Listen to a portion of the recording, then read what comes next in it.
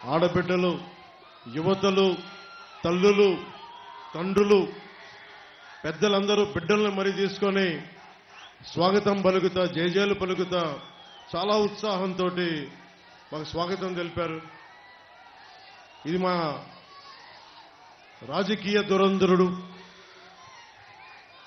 3 సార్లు ముఖ్యమంత్రిగా చేసిన వ్యక్తి, 4 దశాబ్దాలు సుదీర్ఘ రాజకీయ అనుభవం ఉన్న వ్యక్తి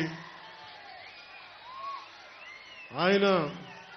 ఇది మా 3వ మీటింగ్. అది ఆయన ఒకటే చెప్తా ఉన్నారు, ఇంత ప్రేమ చూపిస్తా ఉన్నారు.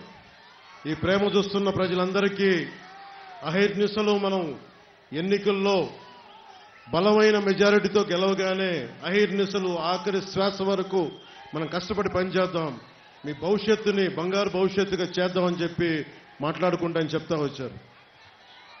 ముఖ్యంగా యువతను చూస్తూ ఉంటే చంద్రబాబు గారు నిజంగా చెప్తా ఉన్నారు, హ్యూమన్ రిసోర్సెస్ అని ఒక మాట మాట్లాడారు. నాకు శేషేంద్ర గారి కవిత గుర్తొచ్చింది. ఒక దేశపు సంపద నదులు కాదు, అరణ్యాలు కాదు, ఖనిజాలు కాదు, కలల ఖనిజాలతో చేసిన యువత.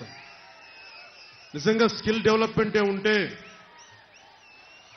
మీరు ఇంతమంది ఉపాధి లేక, ఉద్యోగాలు లేక, ఇన్ని ప్రకృతి వనరులు పెట్టుకొని ఉపాధి అవకాశాలు లేక బాధపడతా ఉన్నారు. ఈ రోజున చంద్రబాబు గారు అన్నీ చెప్పారు మీకు ఏమేం చేస్తున్నామని. జగన్ అనే వ్యక్తికి మీరు 5 సంవత్సరాలు అధికారం అందించారు. అధికారం అందిస్తే అతను ఏం చేశాడో తెలుసు.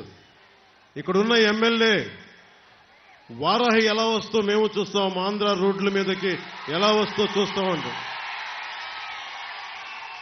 ఈ తాటాకి చప్పుళ్ళకి బెదిరిస్తామా మేము? ఈ చిల్లర ఆకురౌడి పనులకి మేము బెదురుతామా మేము? ఏమనుకుంటారు వీళ్ళందరూ, ఆకు రౌడీలందరూ? చిన్న అతని కొడుకు అంట, పేరు కూడా నాకు తెలియదు సరిగ్గా, అతను ఎమ్మెల్యే అభ్యర్థి అంట. మీరు చెప్పండి, ఇంతమంది యువత ఉన్నారు,